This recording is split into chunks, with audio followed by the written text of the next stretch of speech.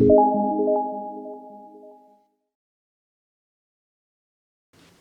tout le monde, on se retrouve dans une vidéo pour parler de New York. Je vais vous parler de mon expérience et je vais vous donner aussi des conseils sur ce voyage. Donc tout d'abord, si je regarde en bas, c'est que je me suis noté des informations sur ma tablette pour rien oublier. Et j'aimerais aussi vous dire que ça va se faire en deux parties. La première partie, c'est sur les billets d'avion, l'hôtel. Et la deuxième partie, c'est sur les pourboires, ce qu'on peut manger à New York, ce qu'il faut emmener comme argent pour le shopping. Donc pourquoi j'avais envie de partir à New York? Parce que pour moi, c'est la ville de la mode, c'est vraiment la ville de l'art. Et étant toute petite, j'aimais énormément mettre des films de Noël. Donc c'est pour ça que j'avais aussi envie de voir New York. Je suis partie avec ma sœur 10 jours, du 20 août au 30 août. Donc c'était vraiment super, on a vraiment trop kiffé et on aimerait vraiment retourner sur New York si on peut un jour. Donc on va commencer par les conseils. Le premier conseil, c'est les papiers. Qu'est-ce qu'il faut emmener? Donc il faut emmener un passeport biométrique. Le passeport biométrique coûte dans les 86 €. Il faut faire une demande dans votre mairie, dans votre village ou dans votre ville. Il faudra remplir le dossier. Et vous allez avoir une réponse au-delà des 2 à 3 semaines par SMS. Moi je vous conseille de le faire plutôt en hiver parce qu'en été c'est là où il y a énormément de demandes pour faire le passeport biométrique. Moi je l'ai fait le mois de septembre et j'ai reçu la réponse 2 semaines après par SMS et je l'ai eu. Donc pour le passeport on va vous demander votre nom, votre prénom, votre adresse, qu'est-ce que vous faites dans la vie, est-ce que vous travaillez, est-ce que vous êtes encore étudiant ou étudiante. Après ils vont prendre vos empreintes et c'est tout. La deuxième chose c'est l'ESTA. Donc l'ESTA c'est quoi? C'est un visa, c'est une demande d'autorisation pour partir sur le sol américain. Ça coûte dans les 14 €. Je vous mettrai ça en barre d'infos, le site officiel. Donc l'ESTA ça dure 2 ans. Après les 2 ans, ça sera plus possible de voyager avec. Il faudra refaire une demande. Le délai d'attente est de 72 heures. Nous on l'a fait le matin avec ma soeur, on a reçu la réponse le soir. Faudra bien se concentrer parce que si vous avez 3 prénoms sur votre carte d'identité, il faudra bien noter les 3 prénoms. On va vous demander qu'est-ce que vous faites dans la vie, le prénom de votre père, de votre mère. Voilà. Donc ça c'est très très important, c'est le passeport et votre ESTA. On ne prend pas ses billets d'avion et son hôtel avant tout ça parce qu'il suffit qu'on vous le refuse et votre hôtel et vos billets d'avion, c'est mort. Ensuite, on est arrivé à l'immigration américaine. Je connais beaucoup de monde qui m'ont dit ouais tu verras, ça sera super long, il faut des fois attendre 1 heure ou 2. En fait pas du tout et pourtant on est parti le mois d'août. On est arrivé là-bas, on est passé les premiers. Donc on est arrivé les premiers, on a dû se mettre en face de la personne. Il nous a pris les empreintes, ensuite il nous a posé des questions, pourquoi on venait sur New York, est-ce qu'on était sœurs ou des copines. Le monsieur il parlait un peu le français, il était super gentil. On est passé vraiment vite. Ensuite on est allé chercher nos valises, parce que moi j'ai eu une peur qu'on reste là-bas 1 heure en train d'attendre et qu'ils mettent de côté nos sacs et nos valises. Et non, on était juste en face du monsieur, on est allé chercher nos valises et on est parti sur New York. Donc pour l'ESTA, moi je l'ai pris à l'avant, c'était 6 semaines avant, donc maintenant à vous de voir. Le deuxième conseil, on va parler du logement. Donc moi et ma soeur, on a dormi dans Manhattan, dans le quartier Midtown, à l'hôtel Roosevelt. Pour les 10 jours, on a compté 2000 € sans la wifi et sans manger. Il faut savoir que dans cet hôtel, il y a la série de Punisher qui a joué, et juste à côté, il y a l'hôtel de Gossip Girl, où il y a Lily qui dort dans la saison 1. Quand ma soeur elle a pris l'hôtel, je n'étais pas du tout au courant qu'il y avait l'hôtel juste à côté. C'est moi après qui est allé voir sur Google Maps pour savoir si l'hôtel était loin.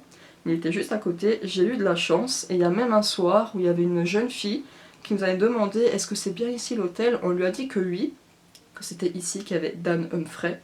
Et elle a voulu faire une photo, donc on l'a pris en photo, elle était trop contente. Et donc 3 jours après, il y avait devant des étudiants trop bien habillés, en costard, cravate.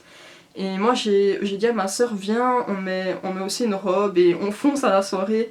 Elle me dit, mais non, arrête et tout, on va encore se faire choper. Donc en fait, il faut savoir qu'aux États-Unis, vu que les hôtels ils sont super grands, ils vont pas capter. Mais bon, c'est pas grave, on est allé manger, on est revenu, c'était déjà fini. Voilà. Et peut-être que si un jour je retourne à New York, j'aimerais vraiment dormir dans cet hôtel.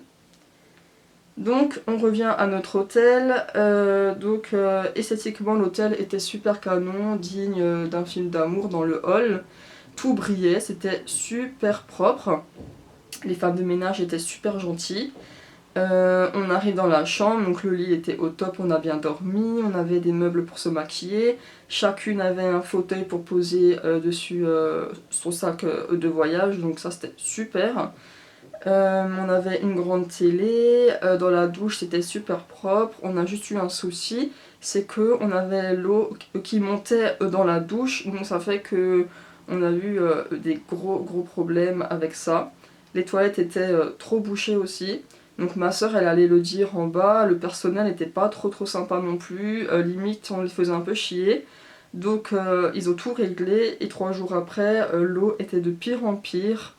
Et ma soeur elle nous voit aller se plaindre et donc il y avait aussi des Anglais et des Italiens qui ont eu ce même problème avec l'eau. Donc ma soeur elle leur a quand même dit l'hôtel est cher donc ce serait quand même bien que la douche elle fonctionne.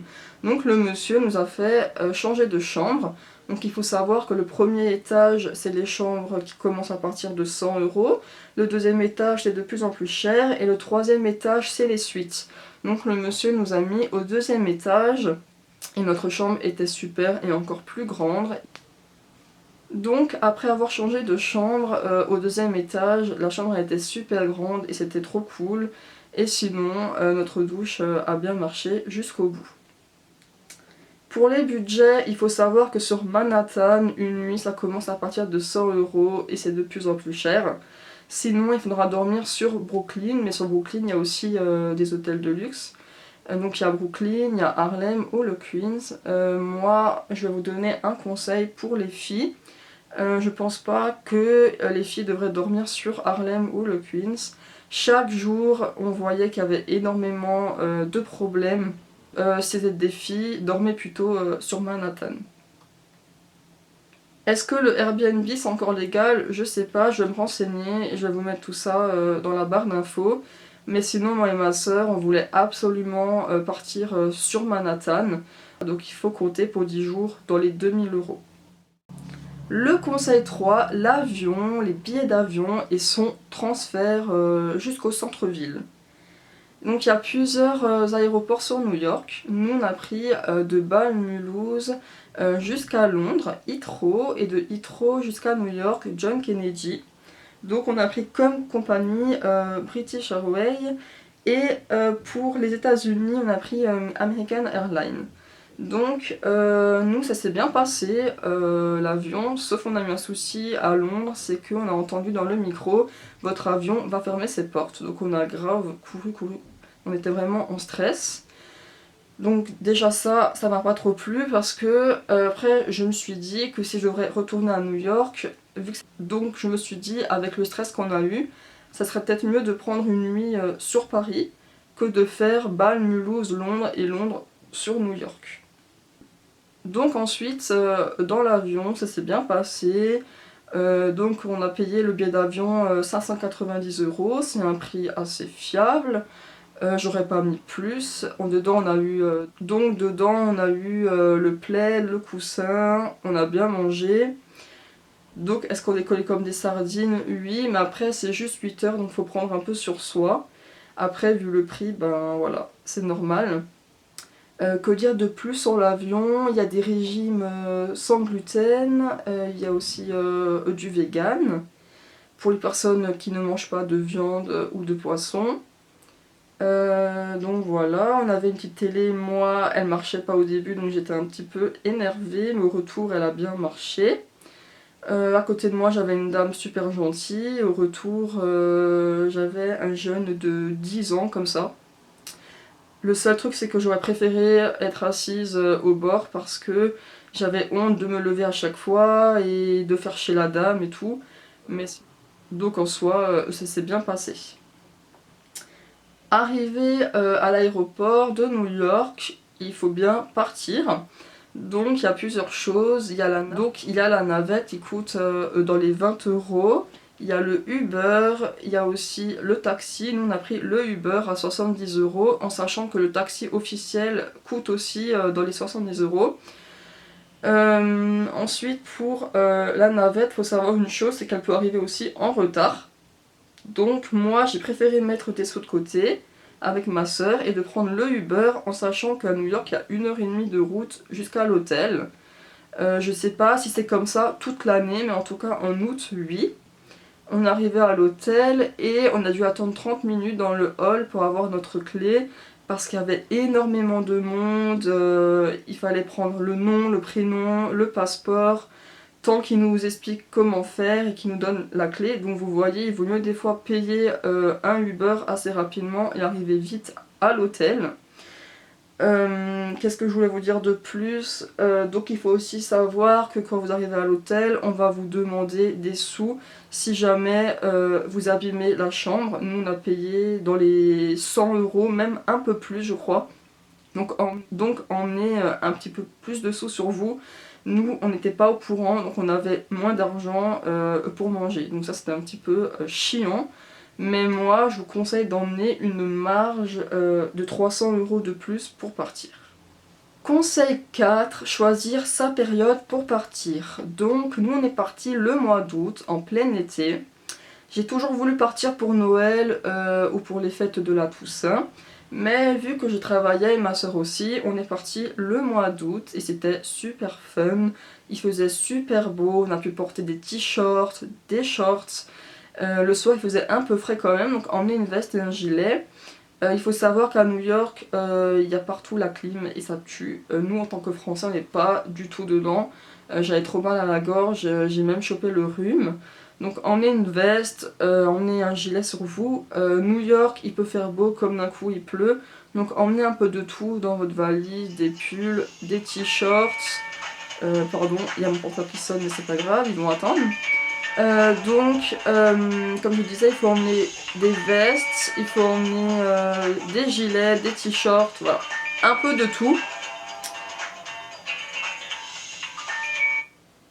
Donc, si je devrais nouveau repartir, j'aimerais beaucoup nouveau le mois d'août, juillet-août, parce qu'on a pu marcher tranquillement dehors, il faisait super beau. Par contre, des fois c'est un peu humide, mais sinon en soi, il faisait très très beau.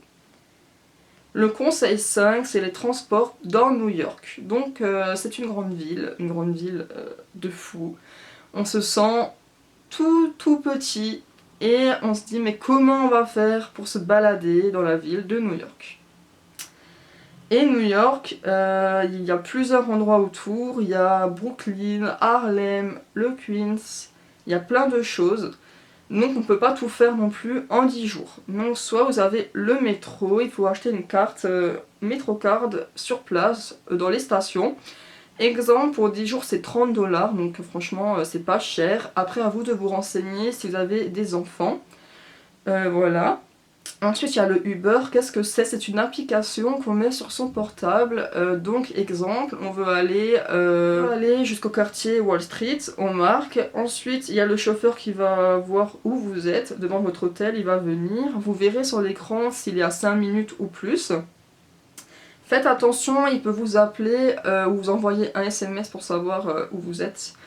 Voilà, si vous voyez que votre chauffeur il vient jamais, vous le virez et vous paierez jamais.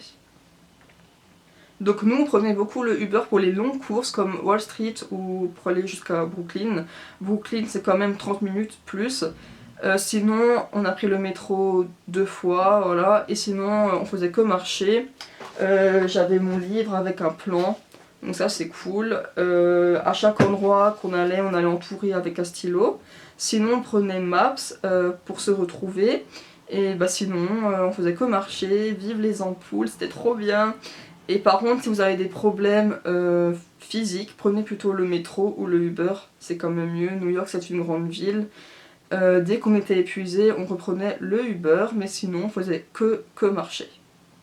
Est-ce que les endroits sont loin? Oui, des fois on a trop l'impression que l'endroit sera juste à côté, mais en fait pas du tout, il faut bien se renseigner. De notre hôtel à Brooklyn, il y avait quand même dans les 40 minutes avec un Uber. Donc après, New York c'est grand. Donc comme je l'ai dit, il y a le Uber, il y a le métro, le taxi officiel c'est un petit peu plus cher. C'est internet et c'est forfait. Donc il faut savoir qu'à l'hôtel la wifi coûtait 25 € par jour, donc je l'ai pas pris, c'est hors de question que je paye ça. Donc ma soeur avait un forfait à 90 €, appel, SMS illimité, internet illimité. Moi j'ai pris un forfait à 30 €, appel, SMS illimité, sans internet. Donc moi quand je voulais me mettre en ligne, j'allais chez Maludo pour aller sur internet. Donc ça c'était très important. Et donc ma soeur avait le forfait avec internet, donc dès qu'on sortait, on pouvait utiliser internet ou Maps pour se retrouver dans la ville.